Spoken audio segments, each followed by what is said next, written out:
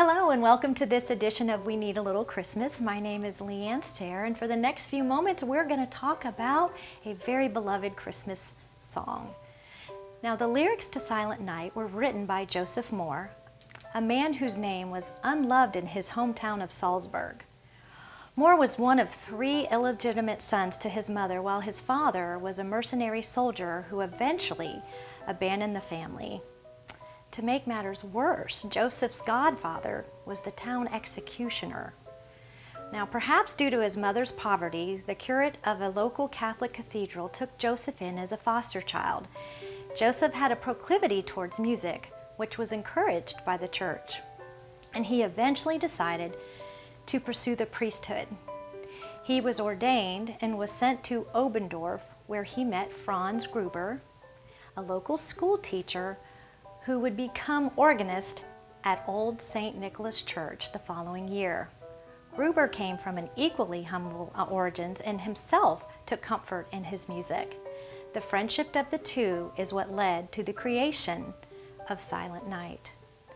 Silent Night was created because Moore needed a carol for worship. It had been a particularly cold winter, and he was making last-minute preparations for a special Christmas Eve Mass. Now, as he cleaned and readied the sanctuary, he encountered an unfathomable problem.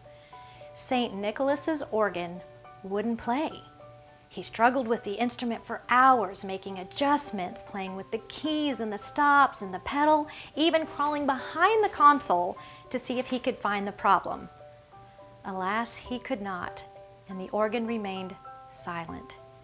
He paused and prayed for inspiration. He asked God to show him a way to bring music to his congregation on the year's most meaningful day of worship.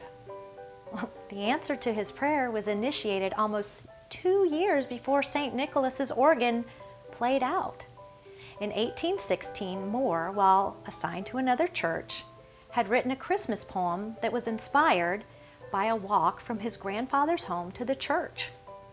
Well, he never sought to have the poem published and had only shared it with a handful of people. When he was transferred to the church in Obendorf, he'd brought the poem with him. He found the old poem, shoved the warm paper in his pocket, and pushed out into the night. Now, on that same evening, Franz Gruber was struggling to stay warm in his apartment over the schoolhouse. Though he had once studied organ with noted teacher George Hardobler, he now played the instrument only for St. Nicholas's modest services. There was a knock at the door, and Father Moore was on the other side.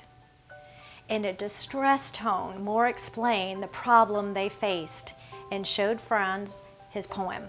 He begged him to write music that could easily be learned by their choir, and stated that without an organ, the song would have to be played on guitar.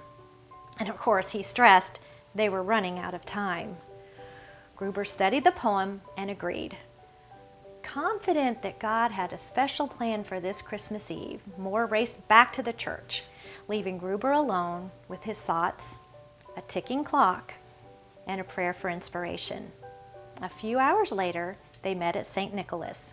Gruber shared the music, Moore approved, and after they learned the guitar chords, they rushed into the choir members who had been waiting for their scheduled rehearsal.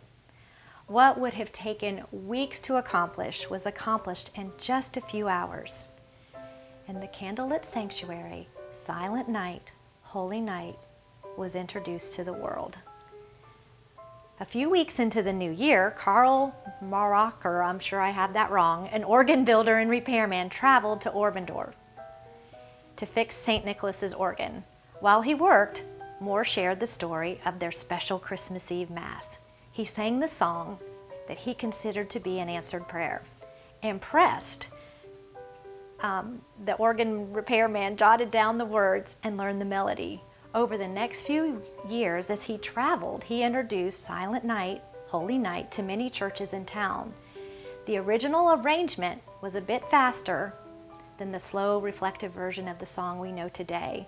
But the song was an immediate hit, later being sung by traveling tours and performed before King Frederick William IV of Prussia.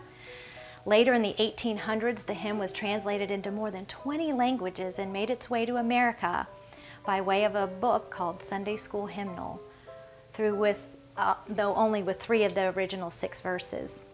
By the 20th century, like the celebration of Christmas itself, it had moved out of the church and into the mainstream. Today, Silent Night is perhaps the most famous Christmas carol in all of history.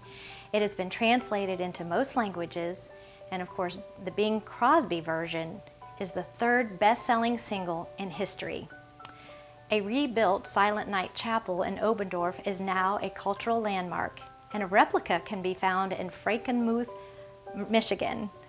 The song itself was even declared to be an intangible cultural heritage by UNESCO in 2011. As we often see God do, He took a problem, which was a broken organ, to move people towards a miracle. A song being written, composed, and presented within hours that continues to touch the world today.